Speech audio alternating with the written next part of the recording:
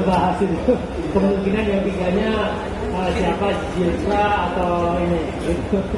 Nah, terus kemudian persiapan ke Bahrain sendiri gimana Pak, kapan ini berangkat di mana? Yang pasti 2 Pak Sekjen ya. Kalau 5 mungkin media mesti kasih bocoran ke saya. Yang pasti 2, dan gini, minggu depan ini sangat penting hariannya dapat, karena kan ada deadline register. Ya, jadi masih ada proses akad sumpah, administrasi lainnya, pendaftaran, pergantian asosiasi. Ini kan nggak mudah. Jadi ya kita ada waktu seminggu, ya kita coba kejar. Mudah-mudahan kalau Mesilger Eliano bisa bergabung, berarti untuk Bahrain dan China kita punya kekuatan tambahan ya.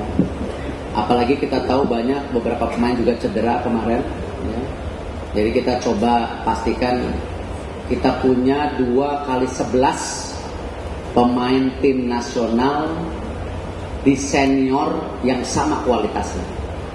Ya, kalau 2x11 di U23 insya Allah kita udah punya. Tapi yang senior ini belum punya, betul Pak ya? Jadi penambahan itu penting, apalagi standarnya kita kan sekarang naik lagi. Artinya ini tim-tim nasional lain tidak lagi memandang sebelah mata, pasti mereka akan mempersiapkan jauh lebih baik lagi. Kami berupaya memastikan jangan sampai pemain cedera dan kelelahan. Karena itu saya berkali-kali saya sampaikan untuk penerbangan dari Bahrain ke China itu bukan sebuah kemewahan, tapi bagian kita memberikan investasi pemain kita tidak tergelut cedera. Karena cedera itu banyak-banyak ya, bukan hanya pada saat main, tapi saat latihan, saat juga di luar latihan itu bisa saja cedera. Jadi ini yang kita jaga. Jadi dari Indonesia ke Bahrain itu komersial, dari Bahrain ke China terpaksa kita harus mencari charter flight, seperti waktu itu pertandingan Indonesia Vietnam kita juga charter flight waktu itu, karena waktunya sangat mepet. Nah tentu dari China ke Indonesia seperti biasa, komersial biasa ya. Persiapan ya tentu ya kami terus memantau para pemain mana yang bermain tim nasional yang ada di Indonesia ataupun di luar negeri, karena penting sekali mereka bermain.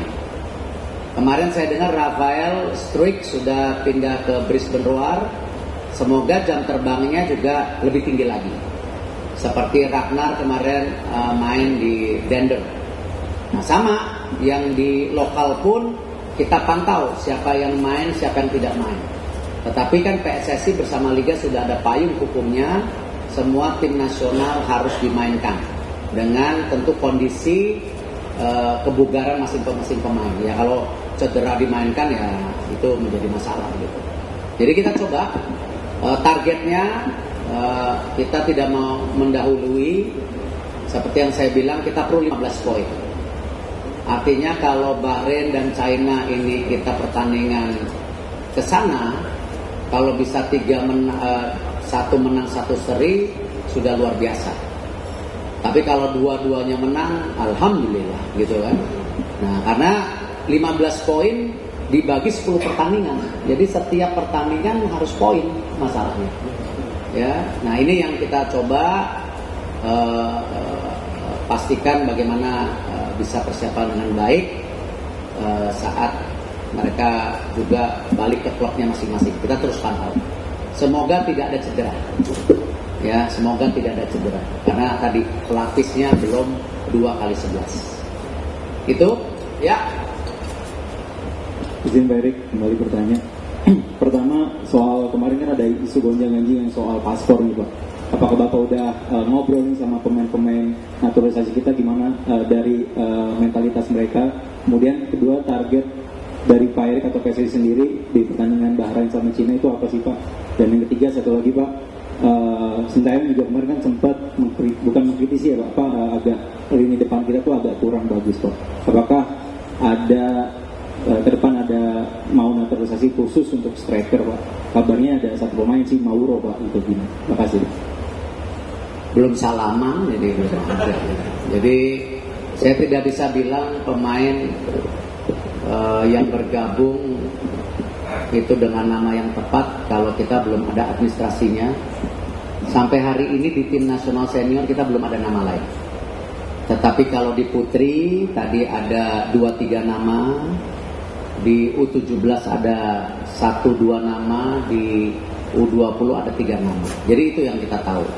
Dan itu pun kita harus bicara kepada pemerintah, baik dari Pak Menpora dan juga Pak Supratman, untuk memastikan ini semua sesuai dengan aturan negara kita. Ya, jadi semua kita mengikuti aturan negara kita dan aturan FIFA. Jadi saya nggak mau terlibat polemik kepada individu atau figur yang memang tidak ingin tim nasional kita maju, ya. Karena semua kita lakukan secara aturan negara kita dan aturan FIFA. Itu yang paling penting.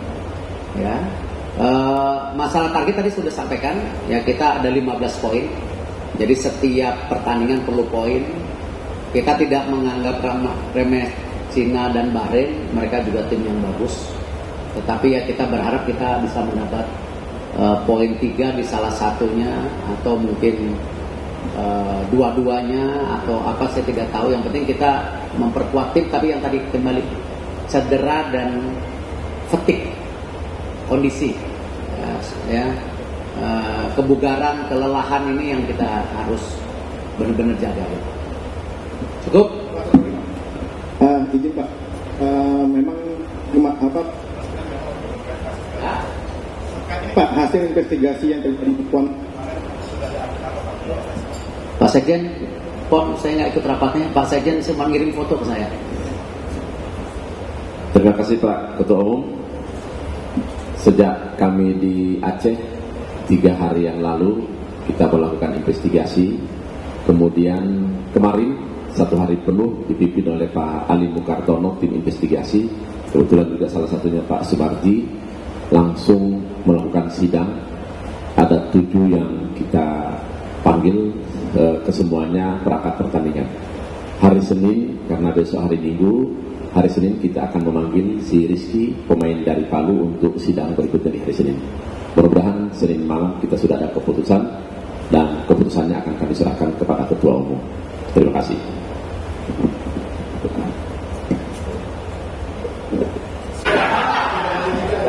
Tapi yang putri udah naik dulu belum? Coba di Google.